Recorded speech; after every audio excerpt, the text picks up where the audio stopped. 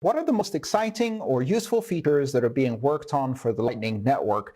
There seem to be a lot of different upgrades to the Lightning Network being proposed, such as, for example, watchtowers. Which of them do you consider to be the most exciting or most useful? Well, David, thank you. Great question.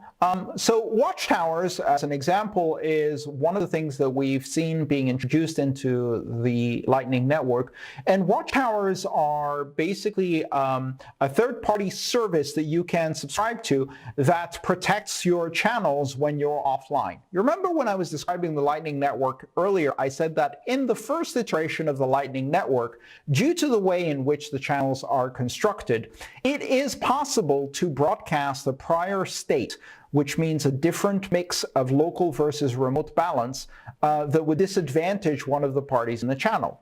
Basically what that means is I sent some money to Renee, for example, over our common payment channel, and I want that to have never happened. The state of the channel before I sent that money shows more balance on my side, which is advantageous to me. That state should be invalidated when I send the new state to Renee, but I can cheat by sending the old state. In the normal protocol, if I do that, Renee has a period of time in which Renee can punish me by sending a penalty transaction out that not only gets the state back to the correct state, but actually takes away my balance to punish me, which means that I lose all of the money in the channel if I try to cheat by keeping more of the balance. Now, that penalty transaction has to be broadcast within a period of time, and if Renee is offline, I can cheat while Renee is offline, and as a result, keep a bigger percentage of the balance and close the channel. To prevent that, Renee either has to be online all the time, or with watchtowers, Renee can outsource that. Renee can say, watch this channel, and if someone tries to broadcast the prior state, please punish them on my behalf by broadcasting this penalty transaction. And watchtowers can charge a fee for that, and there are services that are operated according to a new standard that is implemented in a number of the clients on the Lightning Network. So that's one development. A couple of others. Trampoline routing is an interesting one. So this is where instead of my client, my Lightning wallet, needing to know how to construct a route that connects the payment channels that I have and then further payment channels to get to a recipient somewhere out there on the Lightning Network. Instead, I outsource that function to an intermediary node called the trampoline node. And it's called the trampoline node because essentially what you do is you bounce the payment off that trampoline node, and the trampoline node does the routing from there. So all you need to know is know how to route to that trampoline node. It doesn't have to be a node that you have a payment channel to. It could be several hops down, but you only need to know the route to that trampoline node, and then the trampoline node finds the route to your recipient. This is a great service because that means you can now run a lightweight Lightning wallet, let's say on a mobile device, that doesn't keep a full map of the channels that are available on the entire Lightning Network in order to construct routes. Instead, it relies on the trampoline nodes to keep a full map and therefore find routes. And that makes things a lot easier. But of course, there are some downsides to that because the trampoline node gets a construct route.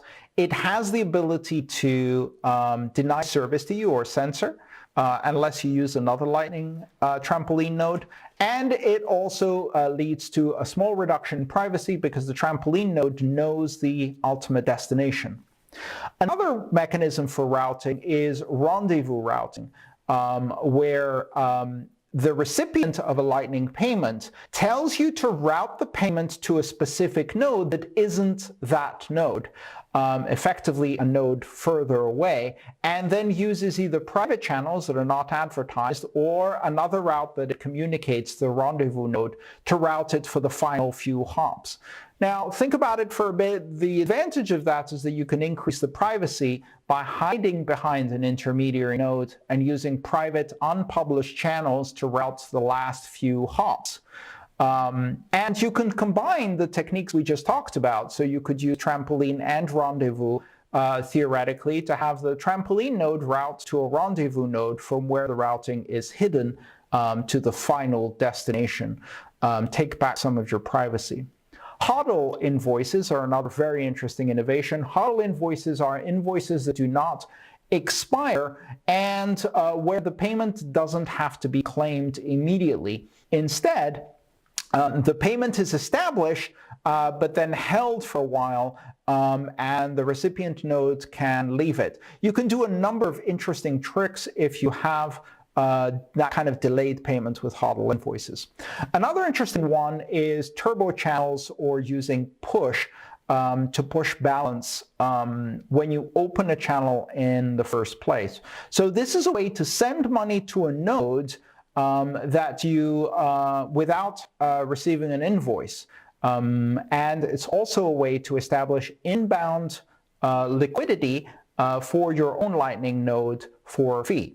So in this case, what you do is, let's say I wanted to send money to Carol, and Carol has not given me an invoice. I can open a channel to Carol and push an amount so that when the channel is initialized, some of the money is actually on her end of the channel as her balance from the very beginning. And effectively, I paid her that money by establishing that channel. And you can also do that with a service provider that can open a channel to you to create inbound liquidity and also push some of that as a payment to you. And you can use a number of other tricks like that. Another interesting development is the development of submarine swaps or submarine payments. And this is where you do an on-chain transaction to a Bitcoin address that also funds a Lightning channel. So pay this Bitcoin address so I can open a channel, or the opposite, pay this Lightning payment so I can make an on-chain Bitcoin transactions.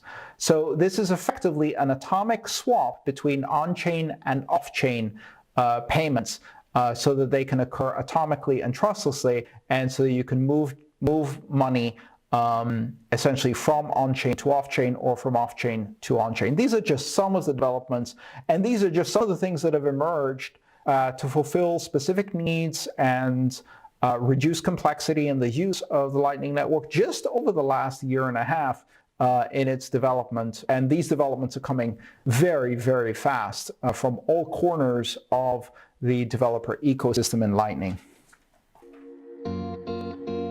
If you enjoyed this video, please subscribe, like, and share. All my work is shared for free, so if you want to support it, join me on Patreon.